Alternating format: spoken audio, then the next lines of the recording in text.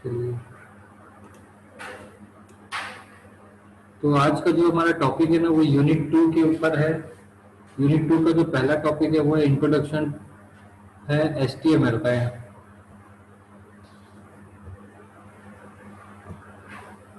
HTML के बारे में आप लोग कुछ चीजें पहले से जानते हैं, जैसे इसका पूरा नाम है हाइपर टेक्स्ट मार्कअप लैंग्वेज, जिसमें आपको हाइपर टेक्स्ट मार्कअप लैंग्वेज के बारे में कुछ चीजें लास्ट क्लास में बताई भी गई थी।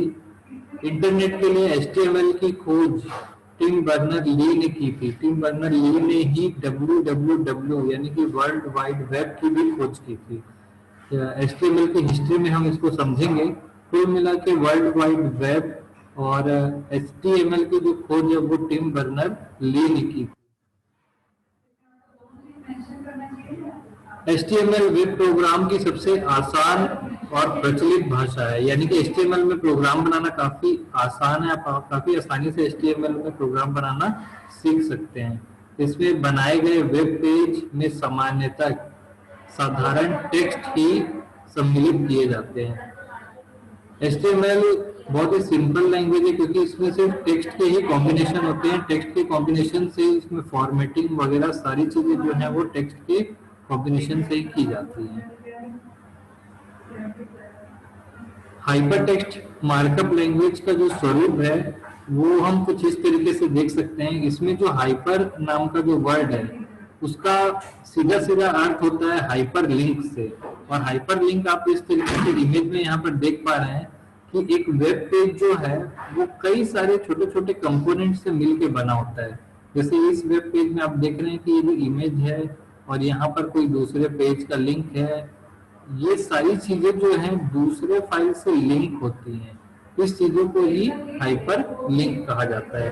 तो HTML में जो हाइपर शब्द है वो हाइपर लिंक से लिया गया है, और वेब पेज में कई सारे कंपोनेंट्स को लिंक करके एक सिंगल पेज बनाया जाता है।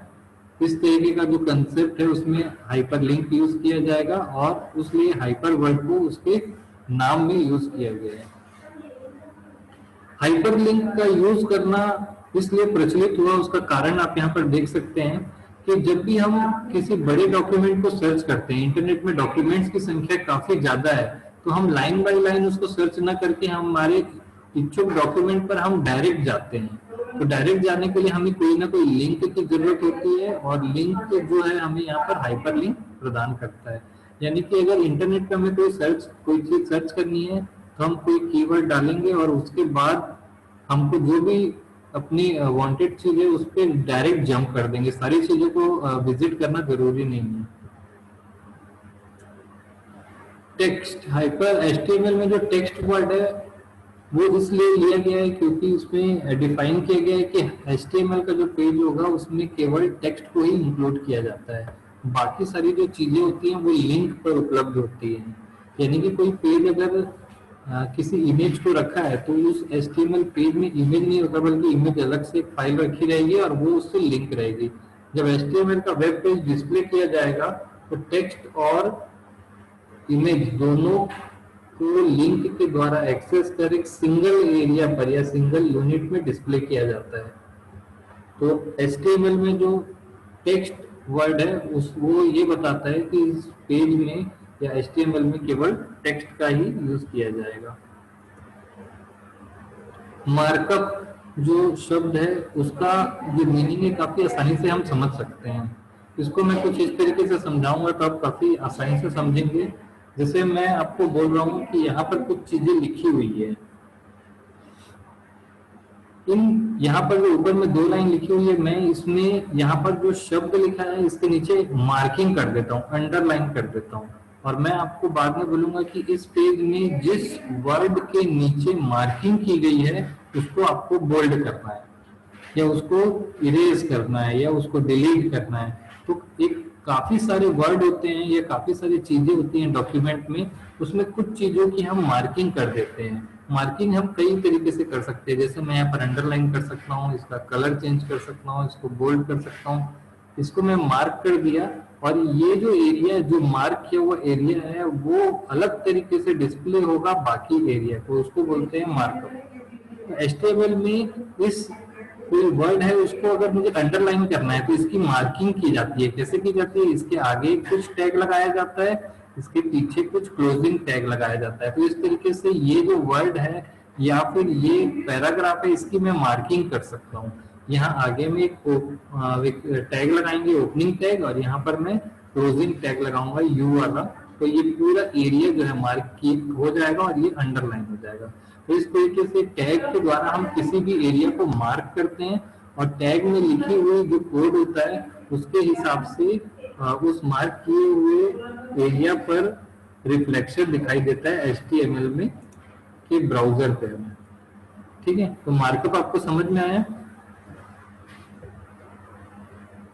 Yes sir. Yes sir. Language की बात करते हैं।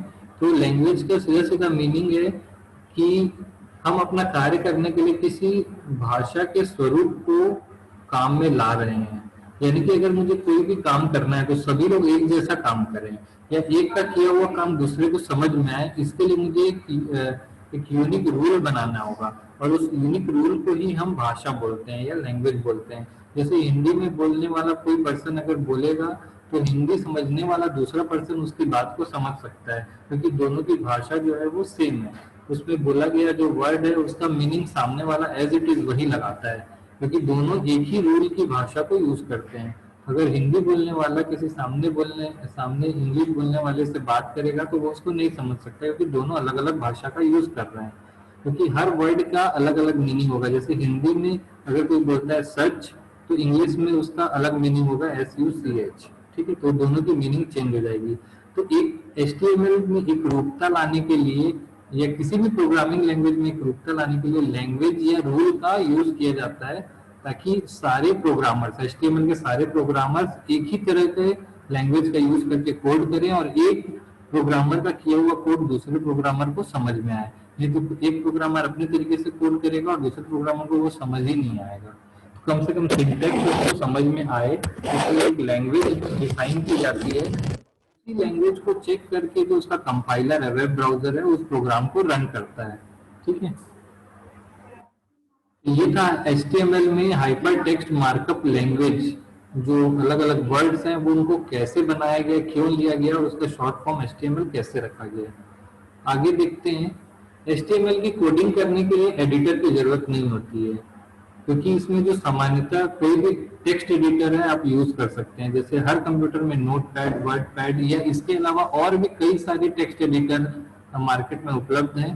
किसी भी एक प्लेन टेक्स्ट एडिटर से आप HTML का कोड कर सकते हैं, क्योंकि HTML कोड में सिर्फ टेक्स्ट ही होता है।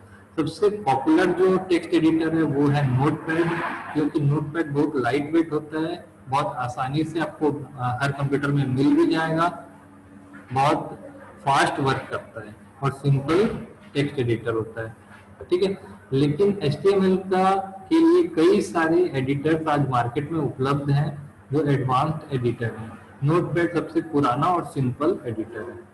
आप मार्केट में भी देखेंगे तो कई सारे जुमला वगैरह, फ्रेमवर्क्स वगैरह भी अवेलेबल है। ड्रीम वीवर इसका अभी एक पॉपुलर एडिटर है जो आपको कोड करने में काफी मदद करता है। HTML में कोड करने के बाद फाइल को .html या HTM एक्सटेंशन के साथ सेव किया जाता है। यानी जब आप फाइल सेव करेंगे, जैसे आपका नाम मान लीजिए अमर है, तो आप फाइल कैसे सेव करेंगे? अमर.html। जैसे ही आप अमर.html नाम से सेव करते हैं तो ये एक वेब पेज के रूप में सेव हो जाता है, और इस फाइल को आप किसी भी ब्राउजर में, जैसे Mozilla Firefox, Google Chrome, opera mini, UC browser, अपने मोबाइल में भी कई सारे ब्राउजर्स होते हैं, किसी भी ब्राउजर में जो HTML को सपोर्ट करता हो, कोई भी वेब ब्राउजर जो HTML को सपोर्ट करता है, उसमें आप इसको ओपन करेंगे तो वो टैग्स को रिमूव करेगा और सिर्फ टेक्स्ट को दिखाएगा, जैसा हमने कल देखा था। आते हैं हिस्ट्री ऑफ HTML में। फिर 1989 में टिम बर्नर ली ने वर्ल्ड वाइड वेब यानी कि WWW का आविष्कार किया था। इसके साथ ही उन्होंने इंटरनेट पर हाइपर टेक्स्ट सिस्टम पर भी कार्य करना शुरू कर दिया। यानी 1989 में जब इंटरनेट की या WWW की शुरुआत हुई थी, उसी समय से HTML पे काम करना उन्होंने शुरू कर दिया था। ईयर 1990 में टिम बर्नर ली ने HTML का आविष्कार किया और साथ ही साथ वेब ब्राउजर और सर्वर सॉफ्टवेयर भी बनाया। जैसे कि मैंने आपको कल बताया था कि दो सॉफ्टवेयर होते हैं, एक सर्वर सॉफ्टवेयर होता है, एक क्लाइंट सॉफ्टवेयर होता है। तो अगर मेरा कंप्यूटर सर्वर है तो मेरे कंप्यूटर में सर्वर सॉफ्टवेयर रहेगा और आपके कंप्यूटर में क्लाइंट सॉफ्टवेयर रहेगा। सर्वर सॉफ्टवेयर और क्लाइंट सॉफ्टवेयर जो है आपस में इंटरनेट के थ्रू कनेक्टेड रहते हैं और दोनों एक दूसरे से बात करते हैं HTML लैंग्वेज में। क्लियर है? सर्वर HTML फाइल को सेंड करता है और जो क्लाइंट है वो HTML फाइल को रिसीव करता है। दोनों सेम लैंग्वेज यूज करते हैं, इसीलिए जो डेटा यहाँ से भेजा जाता है एज इट इज उसी फॉर्मेट में क्लाइंट पे डिस्प्ले करता है। तो हमारे जितने भी ब्राउजर्स हैं, क्रोम हो गया, फायरफॉक्स हो गया, ओपेरा हो गया, यूसी ब्राउजर हो गया, ये सारे HTML के क्लाइंट सॉफ्टवेयर हैं। और HTML के सर्वर सॉफ्टवेयर सर्वर कंप्यूटर में होते हैं जो सभी लोग यूज नहीं करते हैं। क्लाइंट सॉफ्टवेयर पब्लिक होता है, उसको सभी यूज करते हैं। क्लियर है? तो HTML का जो सर्वर सॉफ्टवेयर है, HTML का जो क्लाइंट सॉफ्टवेयर है और HTML लैंग्वेज, साथ ही साथ www, इन चारों चीजों को टिम बर्नर ली ने 1990 में डेवलप कर लिया था। हालांकि उस समय सर्वर सॉफ्टवेयर उतने स्ट्रांग नहीं थे, वेब ब्राउजर भी उतने स्ट्रांग नहीं थे। उसके बाद 1991 यानी कि एक साल के बाद ही इंटरनेट में पहली बार HTML के बारे में HTML टैग नाम का एक डॉक्यूमेंट रिलीज किया गया था, जिसमें 18 HTML एलिमेंट्स और टैग्स को प्रकाशित किया गया था। यानी कि जो 1991 में HTML की पहली बार जब उनको पब्लिश किया गया तो उसमें 18 एलिमेंट्स के साथ HTML का जो वर्जन था, प्रारंभिक वर्जन 1.0, उसे रिलीज किया गया था।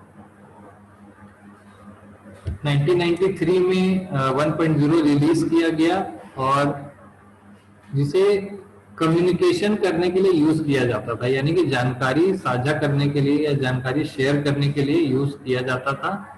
जानकारी शेयर करने के लिए एक कंप्यूटर पर सर्वर सॉफ्टवेयर होता था जिसे हम सर्वर बोलते थे और दूसरे कंप्यूटर पर क्लाइंट सॉफ्टवेयर होता था जिसे हम वेब ब्राउजर बोलते थे। सर्वर सॉफ्टवेयर में जो भी जानकारी दी जाती थी, सारे क्लाइंट्स उस जानकारी को कभी भी किसी भी माध्यम से देख सकते थे। कनेक्टिविटी इंटरनेट की होती थी और वो कभी भी उस जानकारी को अपने स्क्रीन पर डिस्प्ले कर सकते थे। यानी कि सर्वर पर जानकारी दिए और बाकी सारे क्लाइंट्स उनको देख सकते थे। ऐसा होने लग गया था 1993 में। 1995 में यानी कि 2 साल के बाद HTML का नया वर्जन HTML 2.0 पब्लिश किया गया, जिसे HTML को 1.0 को इम्प्रूव करके बनाया गया था। यानी कि HTML 1.0 में कुछ और फीचर्स ऐड किए गए 2 साल में और 1995 में 2.0 को लॉन्च किया गया। 1997 में 3.0 आया, यानी कि फिर 2 साल के बाद एक नया HTML का वर्जन आया जिसमें 2.0 में कुछ और एडिशनल फीचर्स ऐड किए गए थे। एडिशनल फीचर में सिक्योरिटी भी बहुत इंपॉर्टेंट थी, सिक्योरिटी फीचर्स भी ऐड किए जाते थे। 1997 में ही चौथा वर्जन भी लॉन्च कर दिया गया, यानी कि उसी साल में करीब 12 महीने के अंदर HTML 4.0 भी लॉन्च कर दिया गया था और उसको 3.0 में थोड़ा बहुत चेंजेस करके ही रिलीज किया गया था। उसके बाद 2014 में HTML 5 आया और ये अभी तक प्रचलित है। लगभग सारे ब्राउजर HTML 5 को सपोर्ट करते हैं और हम जो भी पढ़ेंगे, जो टैग्स वगैरह पढ़ेंगे, ये सारे टैग HTML 5 के लिए HTML 5 में यूज किए जाते हैं। तो ये था हमारा HTML का इंट्रोडक्शन।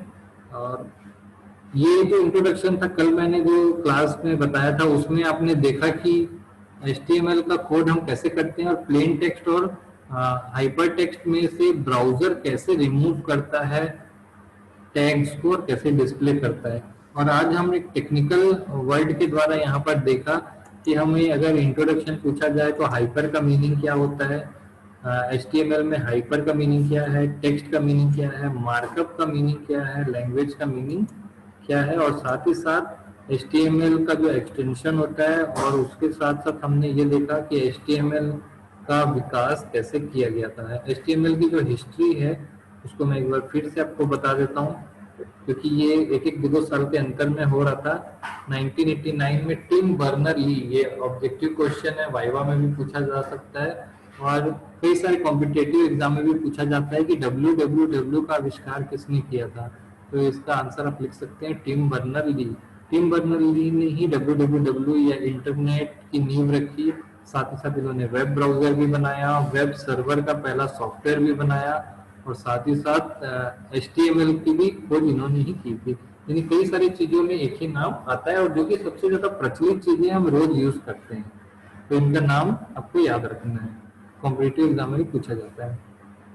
इंटरनेट की शुरुआत बेसिकली 1989 में की गई थी, लेकिन 1990 में उन्होंने सर्वर सॉफ्टवेयर बनाया जो कि टेस्टिंग फेज में था, और 1991 में यानी कि एक साल के बाद ही HTML का जो पहला वर्जन था उसे प्रारंभिक तौर पर लॉन्च किया गया था, बीटा वर्जन लॉन्च किया गया इनका, और ऑफिशियल वर्जन 1993 में रिलीज किया गया था।